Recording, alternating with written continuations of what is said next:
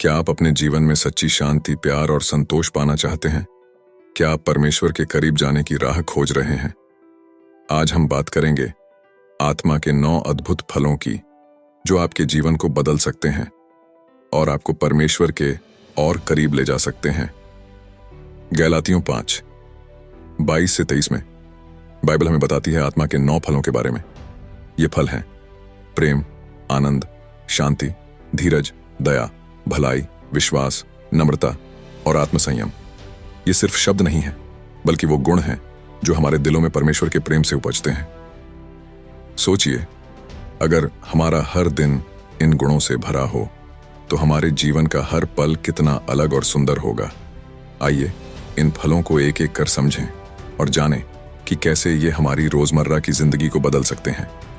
सबसे पहला और महान फल है प्रेम। प्रेम यह केवल एक भावना नहीं, बल्कि एक आदर्श है, एक जीवन जीने का तरीका है, और इसे परमेश्वर ने अपने अनंत और असीम प्रेम से हमें सिखाया है। परमेश्वर का प्रेम असीम है, किसी शर्त में बंधा नहीं है। जैसे कि उसने हमें बिना किसी शर्त के प्रेम किया, वैसे ही यह हमें दूसरों से प्रेम करना सिखाता है। जरा सोचिए, जब हम इस दिव्य प्रेम को अपने हृदय में जगह देते हैं तो हमारे भीतर कैसी अद्भुत शक्ति जागृत होती है। आप में से कितने लोग ऐसे होंगे जिन्होंने कभी किसी से प्रेम किया होगा और बदले में केवल ठोकरें खाई होंगी। कई बार यह होता है, जब हम किसी पर विश्वास करते हैं, उन्हें अपने दिल के करीब रखते हैं, तो हमें निराशा मिलती है। पर क्या इस वजह से हमें प्रेम करना छोड़ देना चाहिए? नहीं। परमेश्वर के प्रेम का यह फल हमें सिखाता है कि प्रेम कोई व्यापार नहीं, बल्कि परमेश्वर का आशीर्वाद है। जब हम उसके प्रेम से भर जाते हैं तो हमारी सोच, हमारी दृष्टि और हमारा व्यवहार पूरी तरह बदल जाता है। देखिए, प्रेम करना आसान नहीं है, खासकर उन लोगों से जो हमें चोट पहुंचाते हैं, हमें समझते नहीं या हमें दुख देते हैं। परंतु परमेश्वर का प्रेम हमें यह कहता है कि उनसे भी प्रेम करो। यह हमें उन्हें समझने का, उनके दर्द को महसूस करने का और उन्हें माफ करने का हौसला देता है। जरा सोचिए, जब आप किसी के लिए अपना दिल खोलते हैं, उनके लिए दया और करुणा दिखाते हैं, तब वह व्यक्ति कैसा महसूस करता है। शायद वे सोचते हैं कि इस संसार में अभी भी ऐसे लोग हैं जो दूसरों की भलाई के बारे में सोचते हैं, जो स्वार्थ से ऊपर उठकर दूसरों के लिए जीते हैं। और यह प्रेम एक छोटा सा बीज हो सकता है, लेकिन जब यह फलता फूलता है तो इसकी शाखाएं उन सभी के दिलों तक पहुंचती हैं जिनसे हम जुड़े होते हैं। यही प्रेम का असली रूप है, दूसरों को ऊंचाई पर ले जाना, उन्हें प्रोत्साहन देना और उनके जीवन में एक नया अध्याय जोड़ना। यह प्रेम हमें दीनता सिखाता है, दूसरों की सेवा करने का गुण सिखाता है और हमें विनम्र बनाता है। परमेश्वर ने कहा है कि प्रेम केवल शब्दों से नहीं, कर्मों से दिखना चाहिए। जब हम अपने आसपास के लोगों को, जिनसे हम प्रतिदिन मिलते हैं, उन्हें प्रेम करना शुरू करते हैं, तो वे भी यह समझने लगते हैं कि हम सिर्फ उनके अपने लाभ के लिए नहीं, बल्कि सचमुच में उनकी भलाई के लिए उनकी जिंदगी में है। यह प्रेम एक ऐसी चिंगारी है जो एक दूसरे के जीवन में शांति और सुख का आगमन करती है। और जब आप किसी को सच्चे प्रेम से अपनाते हैं, तो आप उनके जीवन में परमेश्वर की उपस्थिति का एहसास कराते हैं। भाइयों और बहनों, इस संसार में कई बार हमें गुस्सा आता है, नफरत महसूस होती है, और कई बार हमारे दिलों में दूसरों के लिए कटुता आ जाती है। लेकिन इस प्रेम का फल हमें यह सिखाता है कि जहां प्रेम होता है, वहां नफरत नहीं टिक सकती। जहां प्रेम होता है, वहां हर द्वेष का अंत होता है। जब हम अपने दिल में प्रेम का यह पौधा लगाते हैं, तो हमारे भीतर शांति और सहनशीलता की वृद्धि होती है। याद रखें, परमेश्वर का प्रेम हमारे जीवन में एक प्रकाश की तरह है। जिस प्रकार सूर्य का प्रकाश अंधकार को दूर कर देता है, उसी प्रकार प्रेम का यह प्रकाश हमारे अंदर से हर प्रकार के नफरत और क्रोध को दूर करता है। और जब हम दूसरों के लिए अपने दिल में यह प्रेम का भाव रखते हैं, तो लोग हमें देखकर परमेश्वर का प्रेम महसूस करते हैं। यही प्रेम हमें एक दूसरे के करीब लाता है, समाज में शांति और सौहार्द का निर्माण करता है और हमारे चारों ओर एक सकारात्मक वातावरण की रचना करता है। आज आप सभी से मैं यही विनती करता हूं कि इस प्रेम को अपने जीवन में शामिल करें, क्योंकि यह कोई साधारण प्रेम नहीं है। यह वह दिव्य प्रेम है जो परमेश्वर ने हमें दिया है, जो हमें दूसरों के लिए जीना सिखाता है। अगर हम इसे अपने जीवन में पूरी तरह आत्मसात कर लें तो देखिएगा हमारे जीवन में कैसी अद्भुत बदलावों की शुरुआत होगी। आप लोगों के दिलों में भी प्रेम के ऐसे ही बीज बोने लगेंगे, और जब आप प्रेम करेंगे तो लोग यह जानेंगे कि यही परमेश्वर की इच्छा है। तो आइए इस प्रेम को अपने जीवन का हिस्सा बनाएं और इसे दूसरों के साथ बांटें। दूसरा फल है आनंद। भाइयों और बहनों, आनंद का अर्थ सिर्फ हंसी खुशी से नहीं है, बल्कि यह उस आंतरिक शांति और सुख का प्रतीक है जो हमें परमेश्वर से प्राप्त होती है। हम अक्सर सोचते हैं कि अगर हमारी जिंदगी में सब कुछ अच्छा चल रहा हो तो हमें खुशी मिलती है, लेकिन सच्चा आनंद उससे कहीं परे है। ये एक ऐसी आंतरिक अनुभूति है जो हमारे हृदय को उस वक्त भी शांत रखती है जब बाहरी परिस्थितियां कठिन होती हैं। क्या आपने कभी महसूस किया है कि किसी मुश्किल घड़ी में भी कोई अदृश्य शक्ति आपके साथ है? यही परमेश्वर में आनंद है। ये आनंद हमें निराशा में हिम्मत देता है, हमारी परेशानियों में उम्मीद की रोशनी जलाता है। ये वो आनंद है जो हमें तब मिलता है जब हम समझते हैं कि हमारे जीवन का हर पहलू, हर अनुभव, हर मुश्किल, सब कुछ परमेश्वर की योजना का हिस्सा है। सोचिए, जब हम जीवन के कठिन क्षणों से गुजरते हैं तब परमेश्वर में जो आनंद हमें मिलता है वो एक आशीर्वाद की तरह हमारे जीवन में आता है। मान लीजिए कि एक व्यक्ति ने अपनी नौकरी खो दी है। ये एक कठिन परिस्थिति है, लेकिन जो व्यक्ति परमेश्वर में विश्वास करता है वह इस हालात में भी एक आंतरिक शांति और विश्वास अनुभव करेगा। वह जानता है कि परमेश्वर ने अगर एक दरवाजा बंद किया है तो एक और दरवाजा खुलने वाला है। यही है परमेश्वर में आनंद का अनुभव, जो हमें हर स्थिति में आगे बढ़ने की शक्ति देता है। भाइयों और बहनों, जब हम इस आनंद को अपने जीवन में स्वीकारते हैं तो हमारी सोच बदल जाती है। अब हर दिन का अनुभव नया लगता है, क्योंकि हम हर परिस्थिति में परमेश्वर की कृपा देख पाते हैं। चाहे हमारे पास सुख हो या दुख, आनंद का ये फल हमें एक नए दृष्टिकोण से जीवन देखने का अवसर देता है। हमें सिखाता है कि हर दिन एक नया अवसर है, एक नया आशीर्वाद है, और ये आनंद केवल हमारे लिए नहीं है, ये दूसरों में भी झलकता है। हमारे चेहरे पर जो खुशी होती है वो दूसरों को भी महसूस होती है। हमारे अंदर की ये आंतरिक खुशी हमारे रिश्तों में मिठास लाती है, हमारे समाज में शांति लाती है। लोग हमारे साथ समय बिताना चाहते हैं क्योंकि हम में परमेश्वर का वह आनंद है जो दूसरों को भी प्रेरित करता है। आपने देखा होगा, जब हम आनंद में होते हैं तो हमारी सोच कितनी सकारात्मक हो जाती है। अब छोटी छोटी बातें हमें नाराज नहीं करती, क्योंकि हम जानते हैं कि हर चीज परमेश्वर की इच्छा से हो रही है। हम हर परिस्थिति को उसकी योजना का हिस्सा मानते हैं। इस तरह का आनंद हमें मजबूती देता है, हमारे अंदर विश्वास को बढ़ाता है और हमें परमेश्वर के और करीब लाता है। परमेश्वर में आनंद का सबसे बड़ा लाभ यह है कि यह हमें हर एक दिन को एक नए तरीके से जीने की प्रेरणा देता है। जैसे सुबह का सूरज हर दिन नई रोशनी लेकर आता है, वैसे ही परमेश्वर का आनंद हमें हर दिन नई उम्मीदों के साथ जीने की प्रेरणा देता है। सोचिए, अगर हम इस आनंद के फल को अपने जीवन में धारण कर लें तो हम हर चुनौती को कैसे देखेंगे। हम कठिनाइयों में भी उस खुशी को महसूस करेंगे, क्योंकि हमारा विश्वास परमेश्वर में है और हमें पता है कि वह हमारे लिए हमेशा भला ही चाहता है। तीसरा फल है शांति।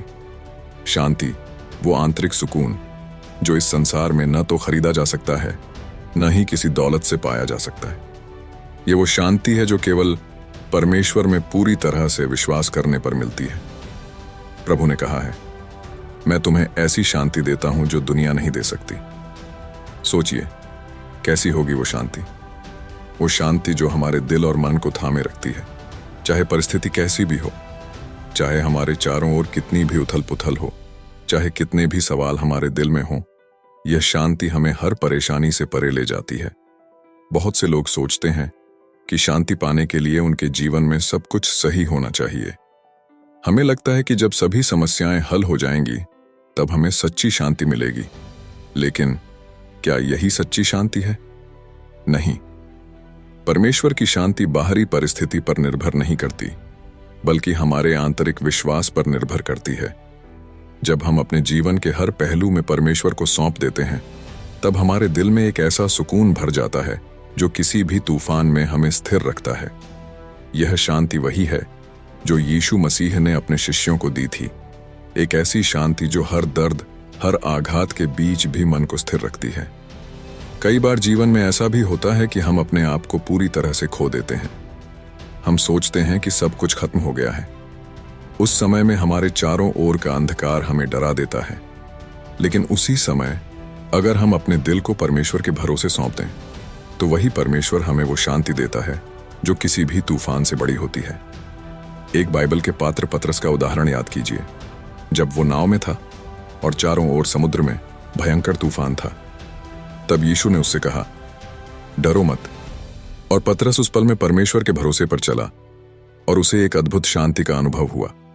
सोचिए, वो पल कैसा होगा जब परमेश्वर खुद कहेगा, डरो मत, मैं तुम्हारे साथ हूं।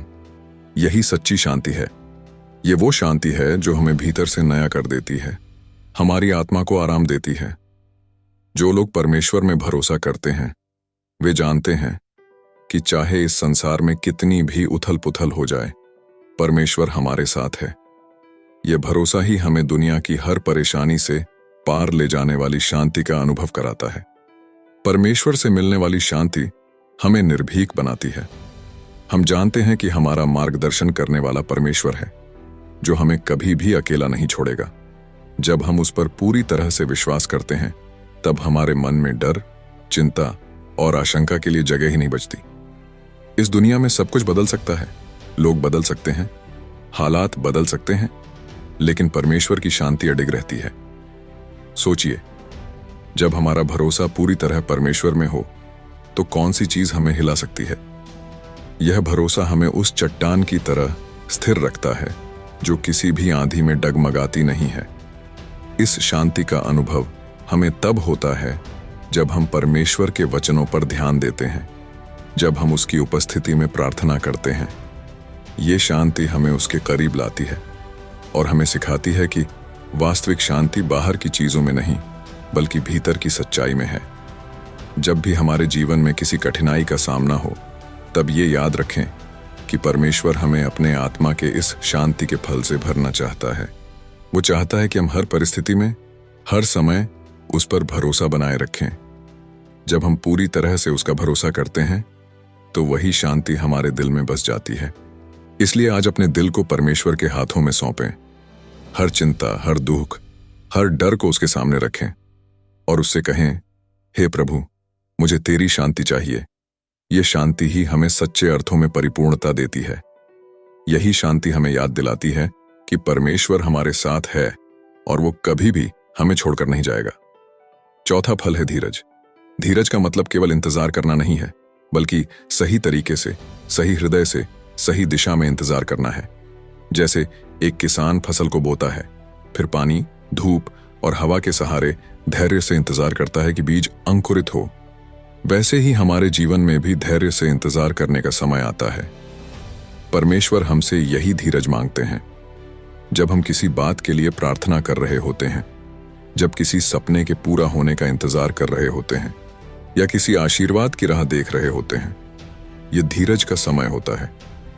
कई बार हम सोचते हैं कि शायद परमेश्वर हमारी सुन नहीं रहे हैं, लेकिन सच तो यह है कि वह हमारे धीरज की परीक्षा ले रहे होते हैं, हमारी आत्मा को मजबूती दे रहे होते हैं।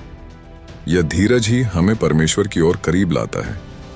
क्या कभी आपने सोचा है कि क्यों हमें धीरज रखना कठिन लगता है? क्योंकि हम इंसान हैं और हमारी कमजोरियों में से एक है तुरंत पाना। हम चाहते हैं कि जो चीज हम चाहते हैं वो हमें तुरंत मिले, लेकिन परमेश्वर का मार्ग थोड़ा अलग है। वह जानते हैं कि जब हम धीरज से किसी चीज का इंतजार करते हैं, तो उस चीज का मूल्य हमारे लिए और बढ़ जाता है। तब हम उस आशीर्वाद की कद्र करने लगते हैं। जरा सोचिए, जब एक माता पिता अपने बच्चे को कोई बड़ी जिम्मेदारी देने के लिए इंतजार करते हैं, तो क्या वह उस बच्चे को उस समय तैयार नहीं कर रहे होते? वे चाहते हैं कि उनका बच्चा पहले मजबूत हो, उसके भीतर समझदारी आए और तब जाकर वे उसे जिम्मेदारी दें। वैसे ही परमेश्वर भी हमें धीरज के माध्यम से तैयार करते हैं, ताकि जब वह आशीर्वाद हमें मिले तो हम उसका सही उपयोग कर सकें। धीरज में बड़ी शक्ति है। यह हमें गहराई से आत्म अनुशासन सिखाता है।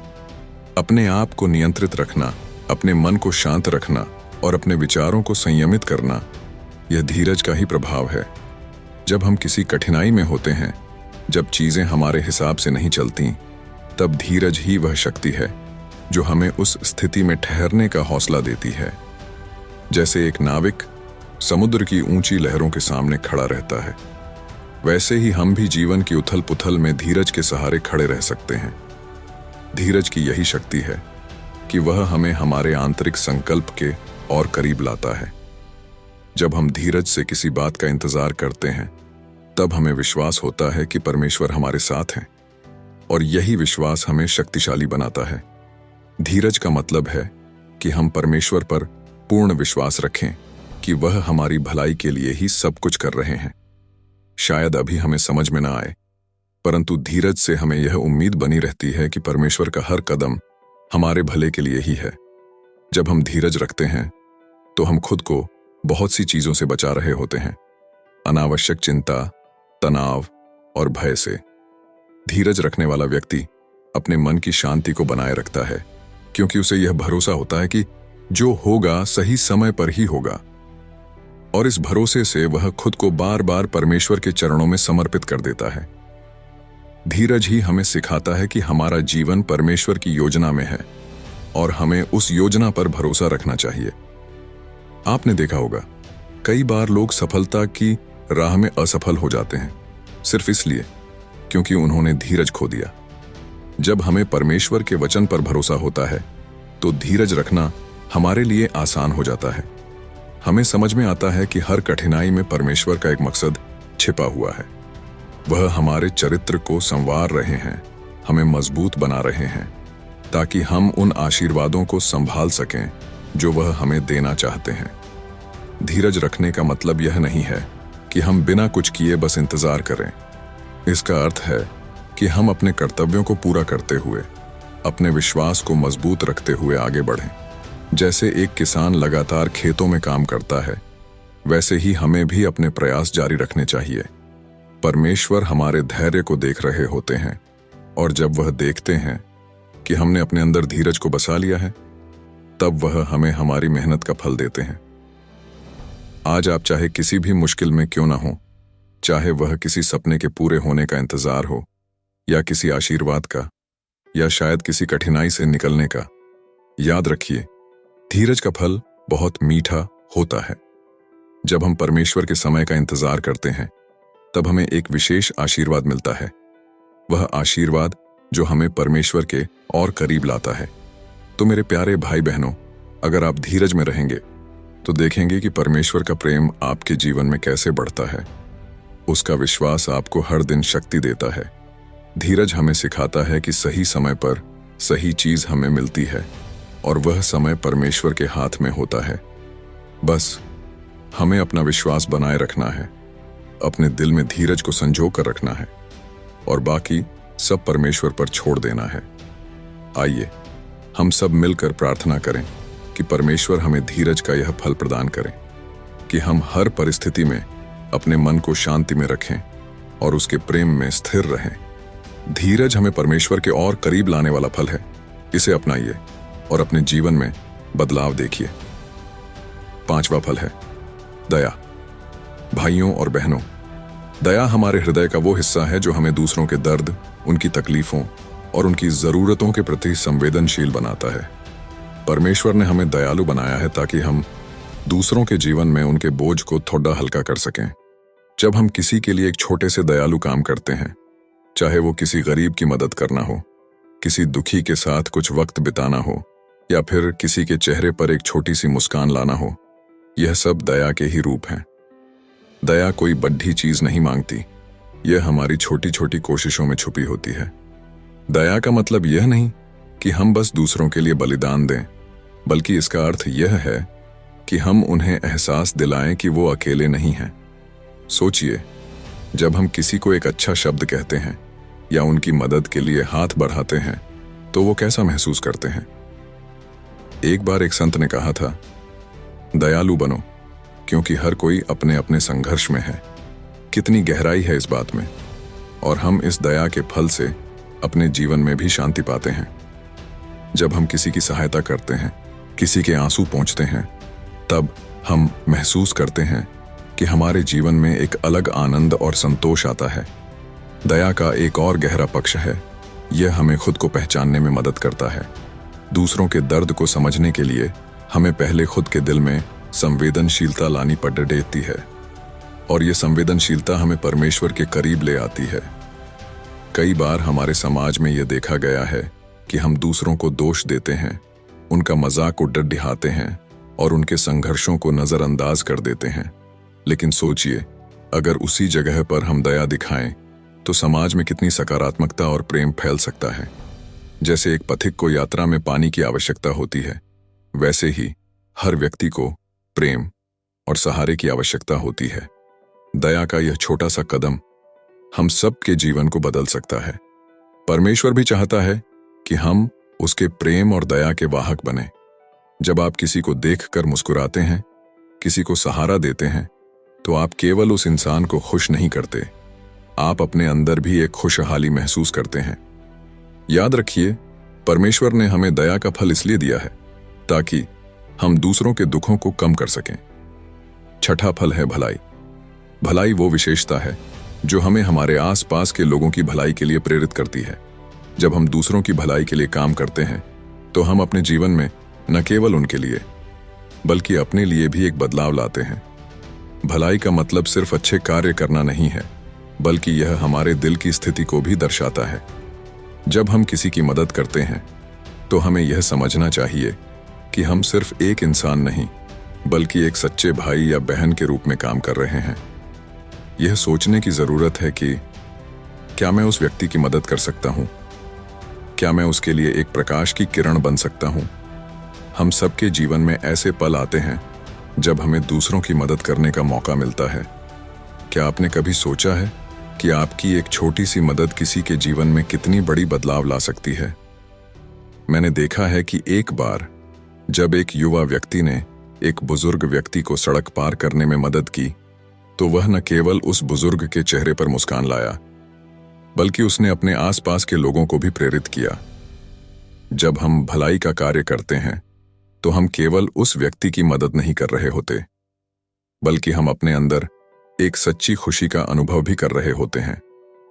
यह खुशी केवल आत्मसेवा से नहीं, बल्कि दूसरों की सेवा से आती है।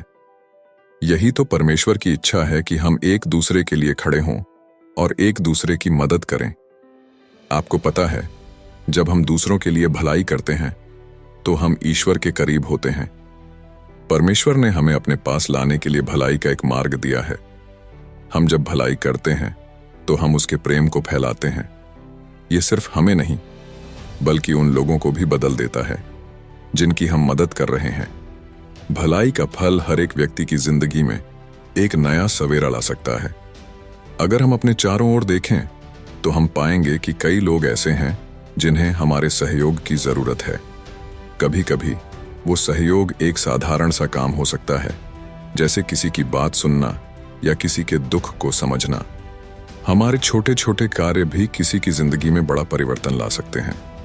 हम अक्सर सोचते हैं कि हमें बड़े कार्य करने चाहिए, लेकिन सच्चाई यह है कि छोटे कार्य भी उतने ही महत्वपूर्ण होते हैं। जब हम दूसरों की भलाई के लिए काम करते हैं तो हम उनके जीवन में आशा और विश्वास की किरण बन जाते हैं। भलाई का एक और पहलू है, यह हमें एकता की भावना देता है। जब हम मिलकर किसी उद्देश्य के लिए काम करते हैं तो हम न केवल अपने लिए बल्कि एक सामूहिक भलाई के लिए काम कर रहे होते हैं। यह हम सभी को एकजुट करता है और हमें एक परिवार की तरह महसूस कराता है। अब सवाल यह है कि हम भलाई को अपने जीवन में कैसे शामिल कर सकते हैं। क्या आप जानते हैं कि आपको बस अपने दिल को सुनना है, यह समझना है कि आपके आसपास के लोग किस तरह के समर्थन की तलाश में हैं। कभी कभी यह सिर्फ एक मुस्कान या एक अच्छी बात कहने की बात होती है। जैसे जब हम किसी को देखकर मुस्कुराते हैं तो वह हमारी भलाई का पहला कदम है। एक मुस्कान, एक प्रोत्साहक शब्द, यह सब हमारे अंदर के अच्छे मनोबल को बढ़ाते हैं और हमें दूसरों के प्रति उदार बनाते हैं। यह एक चेन रिएक्शन की तरह है। जब हम किसी की मदद करते हैं तो वे भी दूसरों की मदद करने के लिए प्रेरित होते हैं। तो चलिए हम सब मिलकर भलाई का एक जाल बुनें जिसमें हम सभी एक दूसरे का हाथ थामे रहें।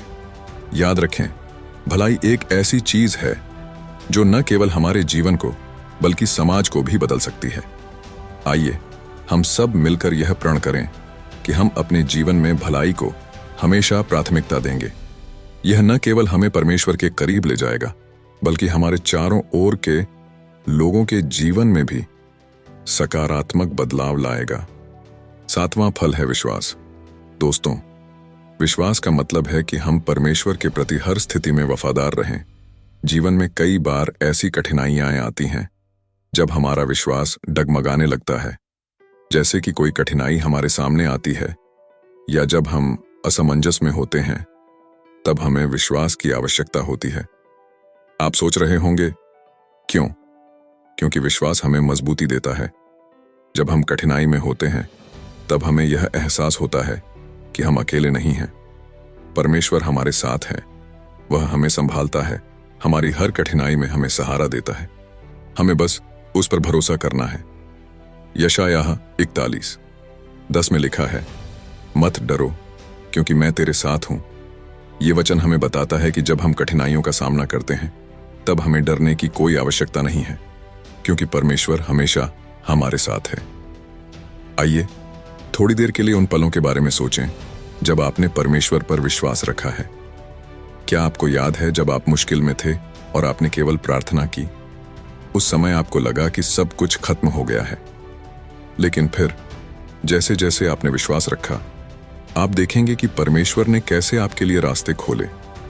इस विश्वास के फल का अनुभव केवल कठिनाइयों में नहीं होता, बल्कि यह हमें हर दिन की जिंदगी में मजबूत बनाता है। यह हमें सही निर्णय लेने में मदद करता है। जब हमें किसी समस्या का सामना करना होता है तो हम अक्सर यह सोचते हैं कि हमें खुद से ही समाधान ढूंढना है, लेकिन अगर हम परमेश्वर पर विश्वास करते हैं तो हमें यह पता होता है कि उसकी योजना हमारे लिए सबसे अच्छी है। एक बार मुझे एक भाई से बात करने का अवसर मिला। उसने कहा, भाई, मैं कई महीनों से बेरोजगार हूं और मैं चिंतित हूं। मैंने उससे कहा, क्या तुमने परमेश्वर पर विश्वास किया है कि वह तुम्हारे लिए कुछ अच्छा करेगा? उसने कहा, मैं कोशिश कर रहा हूं, लेकिन डर लगता है। मैंने उसे यह समझाया कि विश्वास केवल अच्छे समय में नहीं होता, बल्कि मुश्किल समय में और भी जरूरी होता है। आपका विश्वास आपके जीवन को पूरी तरह से बदल सकता है। जब आप परमेश्वर पर विश्वास करते हैं तो आप उस पर भरोसा करते हैं और आपकी जिंदगी में एक सकारात्मक बदलाव आता है। यह केवल आपकी समस्याओं का समाधान नहीं करता, बल्कि आपके दिल में भी शांति लाता है। इसलिए विश्वास का फल आपके जीवन में लाना बहुत महत्वपूर्ण है। जब हम परमेश्वर पर विश्वास करते हैं तो हम उसके प्रेम को महसूस करते हैं। उस प्रेम में हमें वह शक्ति मिलती है जो हमें आगे बढ़ने के लिए प्रेरित करती है। अब मैं आपसे एक सवाल पूछता हूं, क्या आप अपने जीवन में विश्वास के फल को महसूस कर रहे हैं? क्या आप अपने कठिन समय में परमेश्वर पर भरोसा कर रहे हैं? अगर नहीं, तो आज से ही अपने दिल में विश्वास को जगह दें। आप देखेंगे कि कैसे आपके जीवन में बदलाव आएगा। विश्वास करने की ताकत अद्भुत है। जब हम उसके पास जाते हैं तो वह हमें सशक्त बनाता है। वह हमें विश्वास दिलाता है कि हर चीज में उसका हाथ है और हमें डरने की कोई आवश्यकता नहीं है। इसीलिए आइए हम सब मिलकर विश्वास के इस फल को अपने जीवन में लाएं और परमेश्वर के प्रति वफादार रहें। याद रखें, विश्वास का फल हमारे लिए एक मार्गदर्शक है। यह हमें उस जीवन की ओर ले जाता है जिसे परमेश्वर ने हमारे लिए बनाया है। 8वां फल है नम्रता। नम्रता केवल एक गुण नहीं है, यह एक जीवन जीने का तरीका है। जब हम नम्र होते हैं तो हम दूसरों के प्रति अपने व्यवहार में सावधानी बरतते हैं। यह हमें सिखाता है कि हमें अपनी शक्तियों का इस्तेमाल दूसरों को उठाने के लिए करना चाहिए, न कि उन्हें नीचे गिराने के लिए। क्या आपने कभी सोचा है कि कितनी बार हम अपने शब्दों और क्रियाओं से दूसरों को चोट पहुंचाते हैं? हमारे शब्दों की ताकत बहुत बड़ी होती है। जब हम अपनी बात कहने का तरीका बदलते हैं तो हम न केवल अपने रिश्तों को मजबूत करते हैं, बल्कि हम अपने चारों ओर का माहौल भी बदल देते हैं। नम्रता से जुड़ी एक महत्वपूर्ण बात यह है कि यह हमें सुनने की कला सिखाती है। जब हम दूसरे लोगों की बातों को ध्यान से सुनते हैं तो हम उनकी भावनाओं और ज़रूरतों को समझ पाते हैं। यह समझदारी हमारे लिए एक पुल का काम करती है, जो हमें और दूसरों को करीब लाती है। जब हम किसी की बात को ध्यान से सुनते हैं तो हम उन्हें यह महसूस कराते हैं कि वे महत्वपूर्ण हैं। यह सरल सी बात हमारे रिश्तों में गहराई लाने में मदद करती है। हमारे जीवन में नम्रता का अभ्यास करने से हम अनगिनत लाभ प्राप्त कर सकते हैं। यह हमें कठिन समय में भी शांति बनाए रखने की शक्ति देती है। जब हम नम्र होते हैं तो हम संघर्ष और तनाव के बीच में भी स्थिर रह सकते हैं। हमारे मन में प्रेम और सहानुभूति का भाव बढ़ता है, जिससे हम अपने आसपास के लोगों के प्रति अधिक दयालु बनते हैं। क्या आप जानते हैं कि नम्रता से हमें क्षमा करने की क्षमता भी मिलती है? जब हम अपने दिल में नम्रता रखते हैं तो हम दूसरों की गलतियों को जल्दी माफ कर सकते हैं। यह हमें अपने जीवन के बोझ को हल्का करने में मदद करता है। जब हम दूसरों के प्रति नम्र होते हैं तो हम उनके प्रति सहानुभूति रखकर उनकी गलतियों को समझने का प्रयास करते हैं। इससे न केवल हम खुद को बल्कि दूसरों को भी मुसीबतों से बाहर निकाल सकते हैं। एक और महत्वपूर्ण पहलू है नम्रता का, जो हमें परमेश्वर के करीब लाने में मदद करता है। जब हम अपनी आत्मा में नम्रता का फल विकसित करते हैं तो हम अपने जीवन में परमेश्वर की उपस्थिति को महसूस कर सकते हैं। यह हमें हमारे आंतरिक संघर्षों और चुनौतियों का सामना करने में मदद करता है। नम्रता हमें सिखाती है कि हम अपनी सीमाओं को स्वीकार करें और परमेश्वर की सहायता की ओर झुकें। जब हम खुद को कमजोर मानते हैं, तब हम परमेश्वर की शक्ति को अपने जीवन में अधिक महसूस कर पाते हैं। इसीलिए नम्रता का फल हमारे जीवन में अनमोल है। यह हमें न केवल दूसरों के साथ संबंध बनाने में मदद करती है, बल्कि हमें खुद के साथ भी सही तरीके से जीने की कला सिखाती है। हमें अपने भीतर नम्रता का विकास करने की आवश्यकता है, ताकि हम इस संसार में प्रेम और सहानुभूति का प्रसार कर सकें। आइए हम सब मिलकर अपने जीवन में नम्रता को अपनाएं और अपने चारों ओर एक सकारात्मक वातावरण बनाएं। नम्रता से भरा जीवन न केवल हमें बल्कि हमारे समाज को भी बदल सकता है। तो आज से ही तय करें कि आप अपने जीवन में नम्रता के फल को विकसित करेंगे, क्योंकि नम्रता एक ताकत है जो हमें जीवन के संघर्षों में भी शांत और स्थिर रहने की शक्ति देती है। आइए परमेश्वर से प्रार्थना करें कि वह हमें नम्रता के इस फल को अपने जीवन में लाने का सामर्थ्य दे। 9वां फल है आत्मसंयम। जब हम आत्मसंयम की बात करते हैं तो यह केवल अपने आप को रोकने की बात नहीं है। यह एक ऐसा वरदान है जो हमें हमारे भीतर की इच्छाओं और आदतों पर नियंत्रण रखने की शक्ति देता है। यह हमें उन खतरों से बचाने में मदद करता है जो हमें परमेश्वर से दूर ले जा सकते हैं। आत्मसंयम का अर्थ है खुद को नियंत्रित करना, अपनी इच्छाओं पर काबू पाना और उन चीजों से दूर रहना जो हमें कमजोर बना सकती हैं। जैसे कि जब हम सुबह उठते हैं तो सबसे पहले हमें यह निर्णय लेना होता है कि हम क्या खाएंगे। क्या हम उस मीठी चीज को खा सकते हैं जो हमारी सेहत के लिए हानिकारक है, या हम एक स्वस्थ नाश्ता चुनेंगे। यही वह क्षण है जब आत्मसंयम की आवश्यकता होती है। यह निर्णय हमें केवल शारीरिक रूप से ही नहीं बल्कि आध्यात्मिक रूप से भी मजबूत बनाता है। हमारी इच्छाएं कभी कभी बहुत जोर से बोलती हैं, जैसे कि हमें किसी चीज की बहुत तीव्र इच्छा हो सकती है, लेकिन आत्मसंयम हमें उस इच्छा के ऊपर काबू पाने की शक्ति देता है। यह हमें बताता है कि हम केवल अपने वर्तमान में नहीं बल्कि अपने भविष्य में भी जी रहे हैं।